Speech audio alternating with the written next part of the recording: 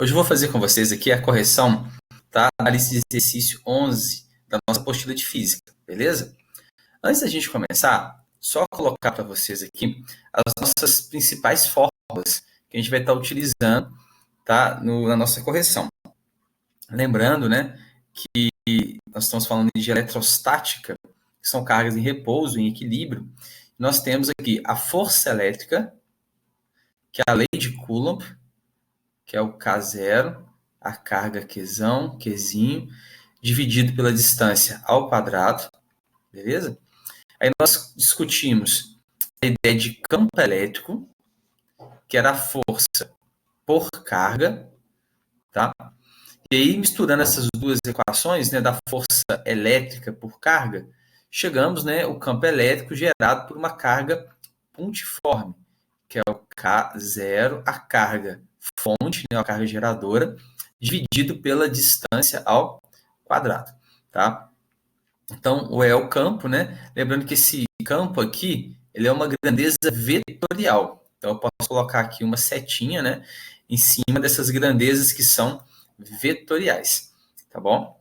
E discutimos também a ideia de trabalho, né, para você deslocar uma carga dentro de um campo realizando um trabalho.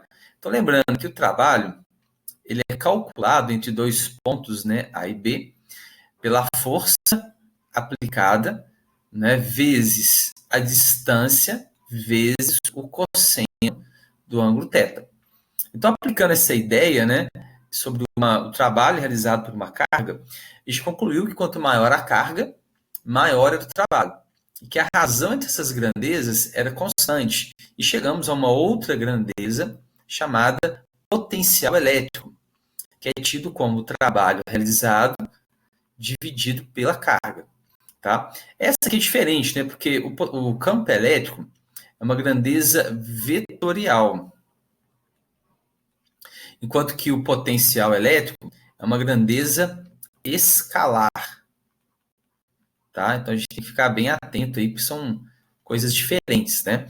E a gente pode calcular também, né, o potencial elétrico de um ponto gerado por uma carga, que é o Q dividido por D. Repare que a única diferença, né, é que esse D aqui não está ao quadrado. Tá? Essa é a diferença. Aqui está ao quadrado, aqui também está ao quadrado. E temos um caso especial, que quando você tem campo elétrico constante, a diferença de potencial é dado pelo campo elétrico vezes a distância entre os pontos. Tá? Então, isso aqui a gente usa em placas, né, carregadas com sinais opostos, capacitores. A gente consegue aplicar essa equação também. Tá? Então, agora vamos para as questões. Né? Vamos aplicar isso aqui. A gente vai dividir a lista em duas partes, né? Um A5 e depois a resolução. Então, vamos lá. Primeiro, né, na figura, as linhas tracejadas representam superfícies equipotenciais, né? Equipotenciais porque têm o mesmo potencial elétrico de um campo elétrico. As linhas cheias 1, 2, 3, 4 e 5 representam 5 possíveis trajetórias de uma partícula de carga Q positiva, realizadas entre dois pontos dessa superfície, sobre a ação da força elétrica gerada pelo campo. A trajetória em que o trabalho é maior. Tá? Então, se eu for a mesma carga que estiver deslocando, né, eu posso colocar aqui uma sequência de dados. Por exemplo, eu posso falar que esse potencial aqui é zero, por exemplo, aqui 10 volts, aqui, por exemplo, 20 volts. Ou, posso mudar, tá, gente? Aqui pode ser zero, aqui menos 10, aqui mais 10, né? Não vai gerar nenhuma diferença, não. Tá? À medida que eu vou me afastando, né, esse potencial elétrico, por exemplo, pode diminuir ou pode ir aumentando. No final, não vai fazer diferença, porque eu quero só o valor do maior trabalho. Tá? Então, a primeira coisa que a gente vai comentar é que essa trajetória 3, por exemplo, aqui, ó, ele começa no potencial de 20 e termina no próprio potencial de 20. Então, nesse caso, a diferença de potencial, nesse caso, é zero. E lembrando que o trabalho pode ser calculado entre dois pontos como o potencial vezes a carga. Se a diferença de potencial é zero, o trabalho também é zero. Então, o trabalho no 3 é igual a zero. Se você analisar, a mesma coisa acontece no 2. Ó. Olha aqui. Ó. Quando ele sai aqui do 2, ele até raspa nessa primeira linha aqui, ó, mas ele volta para essa mesma linha inicial. Então, no caso, a diferença de potencial também é zero. A diferença é um menos o outro. Aqui é 10. Termina com 10, 10 menos 10, zero. Então, o trabalho na situação aqui da trajetória 2 também é zero. Vamos analisar agora a trajetória 1. Ele começa no 10 e termina no 20. Então, ele tem uma diferença de potencial de 10 volts. Se eu pegar o 4, ele começa no 10 e termina no 0. Então, 10 menos 0, 10. Então, a diferença de potencial do 4 também é 10. Agora, olha essa trajetória 5. Ele começa no 0 e termina no 20. A diferença de potencial do 5, nesse caso, vai ser igual a 20 volts. 20 menos 0, 20. Então, aquele que tem maior diferença de potencial terá maior trabalho. Então, quem tem maior diferença de potencial é o 5. Por isso que o maior trabalho, nesse caso, é a trajetória de número 5. Resposta letra E. Beleza? Bom, na questão de número 2,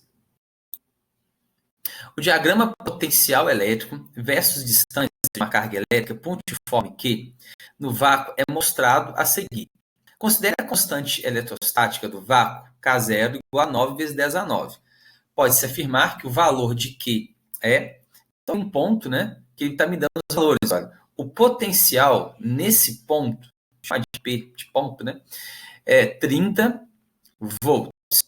A distância é igual a 3 centímetros, ou seja, 3 vezes 10 a menos 2 metros.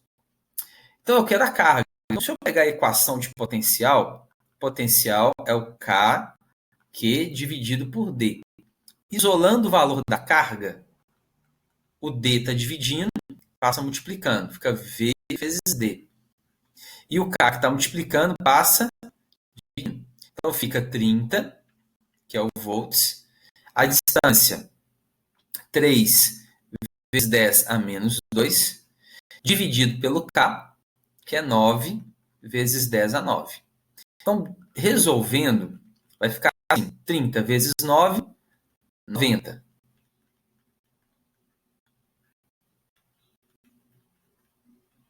Posso cortar 90 por 9, 10. E esse 9, né, que é 2, né? Esse 9, ele passa para cima como 10 a menos 9. Então, aqui, ó, aqui fica menos 2 vezes 10 a menos 9. Então, resolvendo, a gente vai ficar com uma carga de 1 vezes 10 elevado a menos 10. Só que não tem resposta 1, né? Então, eu vou andar uma casa para a esquerda, vai ficar 0,1. Eu ando uma casa para a esquerda, eu tenho que compensar somando 1 no expoente. Menos 10 mais 1, menos 9. Então, a resposta que tem na alternativa, 0,1 vezes 10 a 9. Aqui, ó. Tá? Por que não pode ser negativo? Né? Lembrando, se o potencial é positivo, a carga é positiva também. Beleza? Então, por causa disso. Outra questão, vamos lá, questão de número 3. Tá? Na figura, estão representadas 3 cargas elétricas pontuais. Q1 maior que 0, ou seja, Q1 é positivo. Q2 é menor que 0, então esse Q2 é negativo. E o Q3 menor que 0, então ela também é negativa.